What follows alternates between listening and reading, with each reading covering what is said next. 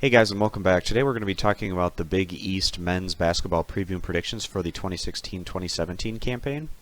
And before we get started in this video, I just want to say that if you want more of these preview videos in the future, you can subscribe to the channel. And also, once the college basketball regular season hits, I'm going to be releasing daily pick videos for what I feel are some of the better value bets of the day. And also, you can get more free and premium pick content over at stumpthespread.com. You can register a free account to get our daily free college basketball plays there, or you can register a premium account to get our top confidence plays. And I will link stumpthespread.com in the description so you can find that easily. Alright, so now heading into the preview for the Big East Basketball Conference. We're going to be projecting the standings here from 10 going up to 1. So first on the list, at number 10, we have the DePaul Demons. DePaul did not have a lot of success last year, going 9-22 overall and just 3-15 in conference, which was good enough for 9th in the Big East. DePaul will have only 2 starters returning this year, with some of their key guys moving on. DePaul does return a pretty solid backcourt with Billy Garrett Jr. and Eli Kane, who both averaged in double figures a season ago. DePaul does seem to be heading in the right direction under their head coach, but this group is just really young and still needs a lot of seasoning before they're going to be able to compete at a higher level in the Big East Conference. DePaul really struggled both scoring consistently last year while also giving up a lot of points, which is obviously not a recipe for success. Defense will be the main focus for this team coming into the 2016-2017 season, and the coach is hoping off of their defense they can build some more momentum on the offensive side of the ball. At number 9 on the list, we have the St. John's Red Storm. First year under head coach Chris Mullins was not a good year for St. John's. They went just 8-24 overall, and they went 1-17 in conference play, which put them in dead last. St. John's does return just 2 starters this year. A lot of freshmen saw significant minutes last year for the Red Storm, and Mullen is hoping that guys like Musini, Sima, and Yakwe can show progress after getting some playing time and really progressing last year for St. John's.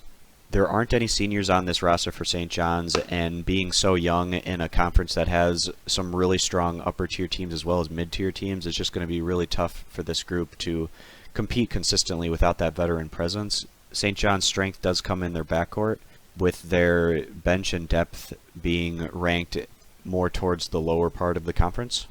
As head coach Mullen said, there's no substitute for experience, and St. John's just really lacks the needed experience to compete at a high level in the Big East this year.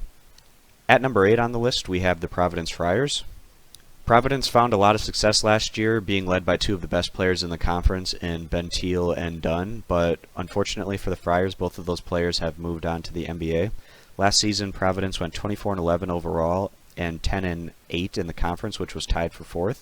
Providence will be returning just 2 starters this year.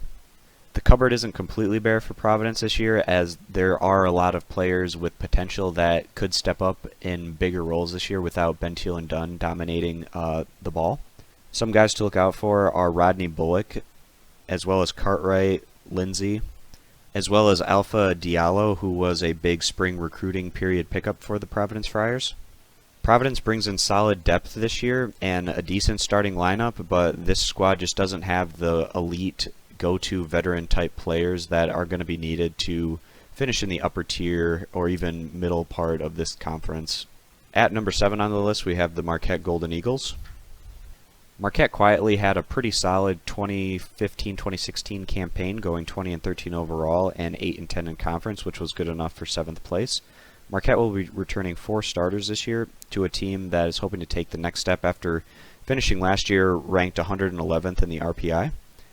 Even though Marquette does return 4 starters this year, obviously the one starter that they are missing is Henry Ellenson, who was a first-round pick in the NBA draft this past year, and losing a big man talent like that obviously will hurt Marquette, but this group does return enough veteran players at the other spots where this group should at least be able to have a similar kind of season to what they showed this past season. Marquette does have quite a few veteran players, and head coach Wojciechowski is definitely getting this program heading in the right direction after he spent 15 years under Mike Krzyzewski at Duke as an assistant. Look out for guys like Fisher, Johnson, and Wilson to really be that veteran presence that keeps this squad's head above water in the Big East. Marquette continues to build their roster with a ball-hawking style of defense, and with a lot of quick guards, we will expect the Golden Eagles to try to push things a bit more on the offensive side of the ball this year. It will be a struggle for Marquette to jump up into the top half of the league in the Big East, but the experience that some of the younger players received last season will certainly help this squad as they try to break through in the conference. At number 6 on the list, we have the Seton Hall Pirates. Seton Hall really surprised a lot of people last year, going a solid 25-9 overall and 12-6 in the conference, which put them in 3rd place in the Big East. Seton Hall does return 4 starters, but unfortunately the one starter that they aren't returning is Isaiah Whitehead, who really was the anchor both on the offensive and defensive side of the ball last year, especially when Seton Hall really needed a basket in crunch time. They would feed Whitehead, and he came through more often than not. 2 guys to really look out for this year for Seton Hall is Kadeen Carrington, who averaged over 14 points per game last year, and then big man Angel Delgado averaged nearly a double-double this past year, and he's expected to take a big step forward this year. Seton Hall lost in the first round of the NCAA tournament last year, and it could be a bit more difficult for this squad to get back to the big dance this season, given the fact that they no longer have the star Whitehead. But this team does return enough talent to get back to the big dance, especially anchored by one of the better front courts in the Big East. Moving up to number 5 on the list, we have the Georgetown Hoyas. We might be a little bit higher on Georgetown than most coming into the year, but Georgetown does return a lot of veteran players, and the Hoyas really ran into a lot of tough luck this past year, not just with injuries, but not coming through in some close games, as the Hoyas went on to go just 15-18 overall and 7-11 in the Big East, which was good enough for 8th place.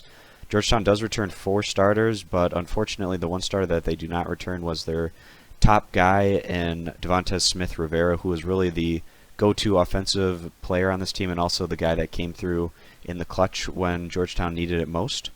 Georgetown finished outside of the 100 in the RPI to finish the year this past season, which is really quite a deviation from where this group has been in recent years, finishing in the top 25 in the RPI in 3 of the last 5 seasons.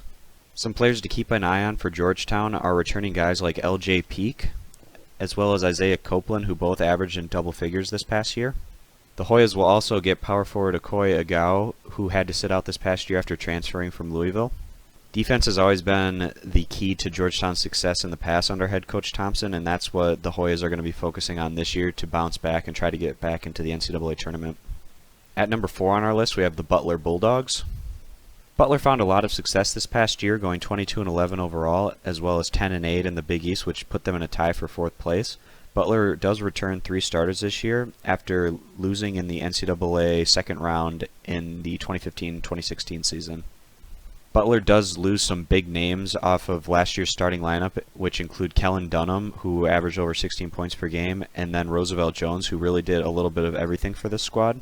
Butler does, however, return a pretty good starting lineup with guys like Tyler Lewis, Keithan Savage, Keelan Martin, Tyler Weidman, and Andrew Schravitz.